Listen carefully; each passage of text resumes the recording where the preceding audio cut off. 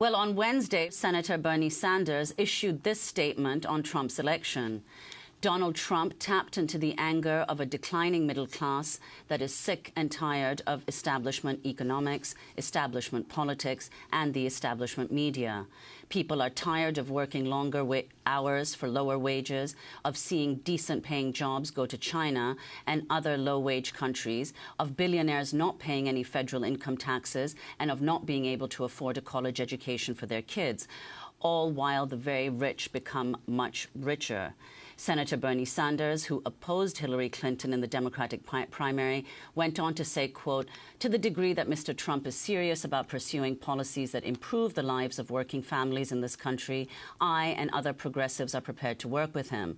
To the degree that he pursues racist, sexist, xenophobic and anti-environment policies, we will vigorously oppose him." That's a statement from Senator Bernie Sanders. Glenn Greenwald, many have said that if Sanders had been the Democratic presidential candidate, then perhaps Trump would not have won the election. Right. So that's a counterfactual that none of us can know for certain. What I do know for certain, and what I wrote about back in March or February, I believe, was the fact that all empirical evidence, which remember is what Democratic opinion-making elites and liberal pundits and data journalists tell us is the thing that should guide our thinking, all available empirical evidence showed that Bernie Sanders was a much more popular and a much stronger candidate than Hillary Clinton against every single Republican opponent, including Donald Trump. He was running many points ahead of Clinton on every poll in terms of who he might run against versus her, in terms of approval rating, in terms of popularity.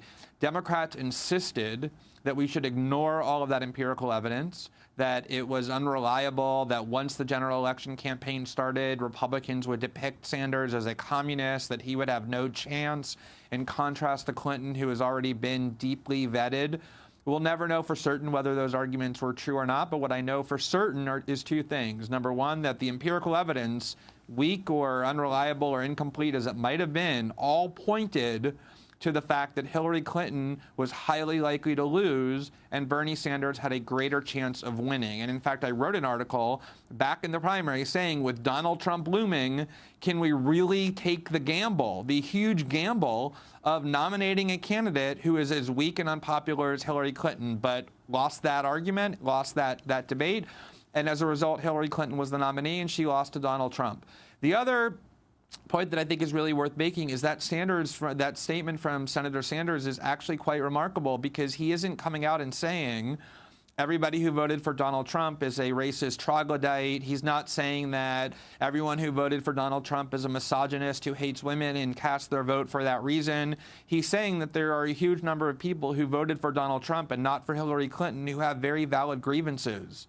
And those grievances are grounded in a system of policies that both political parties have played an equal role in creating. Look at what he's describing: jobs going overseas, industries being destroyed, Wall Street being protected. You can go back into the 80s, into the era of Reagan and trickle-down economics and the destruction of unions to find the genesis of it. And then you look into the 90s with NAFTA and free trade mania and the liberation of Wall Street from all kinds of constraints. And into the 2000s, when in the post-2008 economic crisis, the Obama administration prosecuted not a single Wall Street executive responsible for that crisis, while continuing to build the world's largest penal state, largely for poor people, people with no power.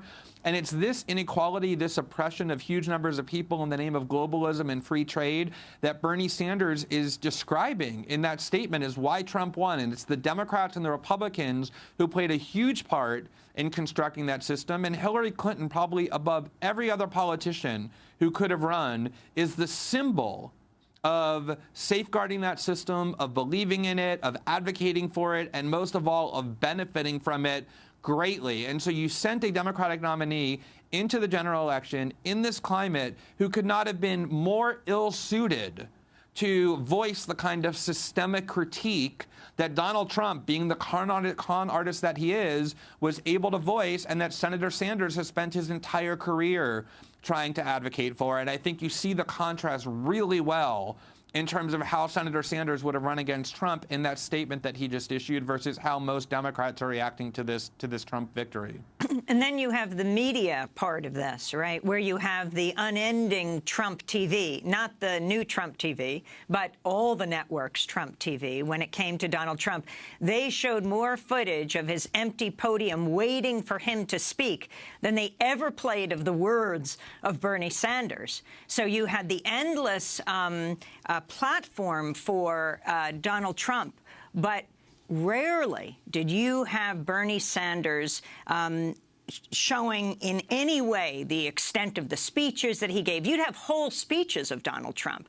When it came to Bernie Sanders at famous night, March 15th, that was, Super Tuesday 3, every single victor and loser that night, from Rubio to Kasich to Clinton to Cruz to Trump, all their speeches were played, except for Bernie Sanders, who was speaking to thousands and thousands and thousands of people that night in Arizona. This is just emblematic of the rest of the coverage. They never played a word that he said that night.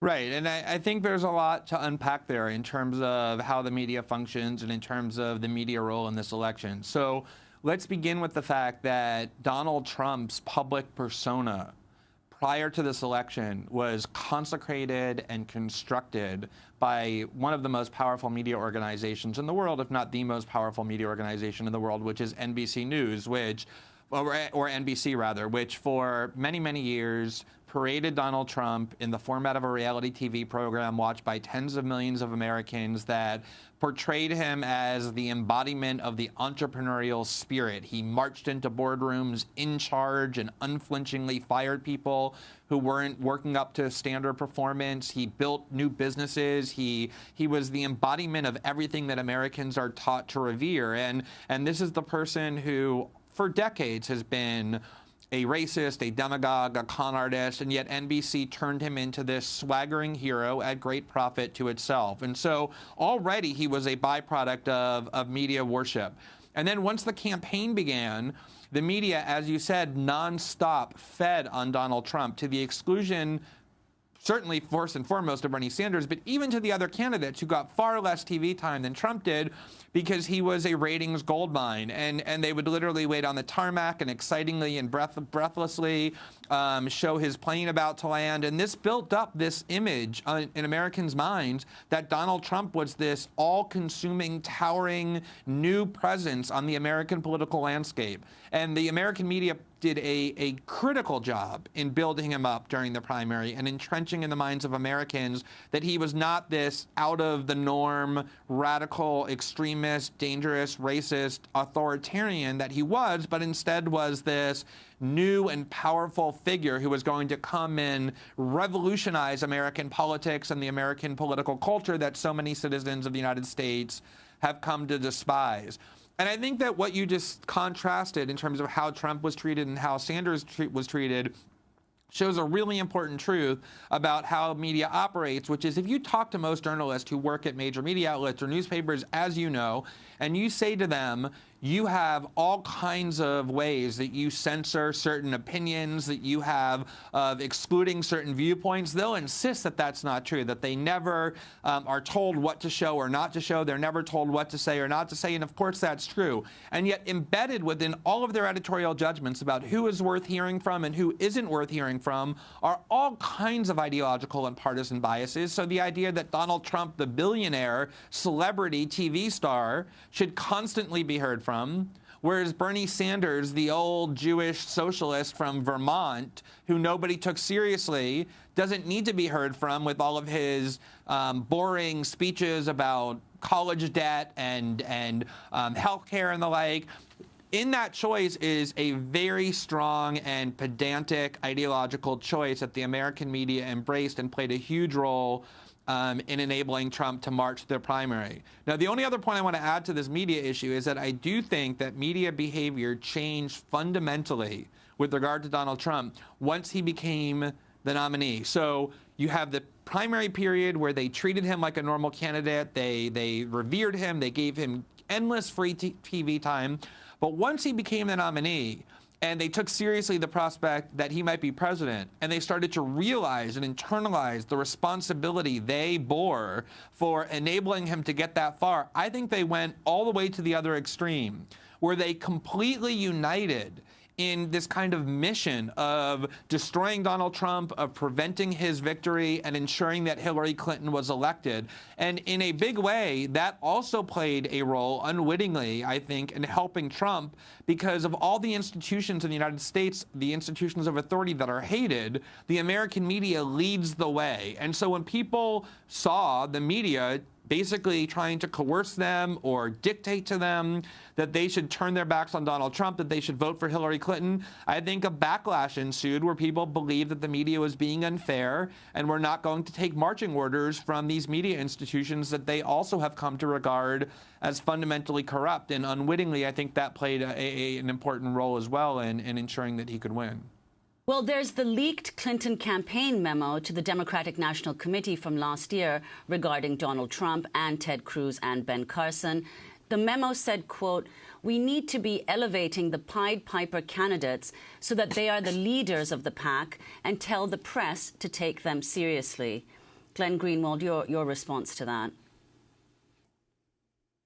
There are a lot of fascinating insights in those Clinton emails. I know Democratic partisans are furious that they ever saw the light of day, and they're furious precisely because they contain a lot of really important and interesting insights about how political operatives manipulate the media, about how the media aids certain factions and tries to work against others, about how campaign operatives within the Democratic Party manipulate public opinion.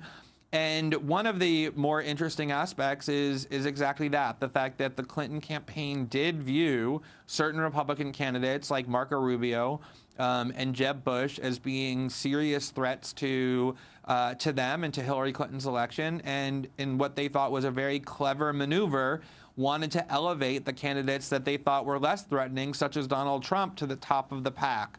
And in a lot of ways, they have reaped what they have sown, because Donald Trump did end up essentially becoming the nominee because of the media's treatment of him. And in retrospect, he probably was one of the more threatening candidates, because the Clintons know how to defeat conventional orthodox Republican candidates like Jeb Bush or Marco Rubio. They can do that in their sleep. Donald Trump was a very unconventional candidate. I think he animated parts of the voting population who either haven't voted in the past or who haven't voted Republican to vote for him. And the strategies that the Clintons anticipated they would use, because they've always worked in the past, simply didn't work this time. And you could conclude that in some ways they sort of outsmarted themselves. Break, then come back to this discussion. And after we finish with Glenn, we'll be joined by 350.org co-founder Bill McKibben on where the environmental movement goes here, with a president-elect who calls climate change a Chinese hoax and is calling, among other things, for permitting the Keystone XL pipeline. Glenn Greenwald is Pulitzer Prize-winning journalist, one of the founding editors of The Intercept. This is Democracy Now! Back with Glenn in a minute.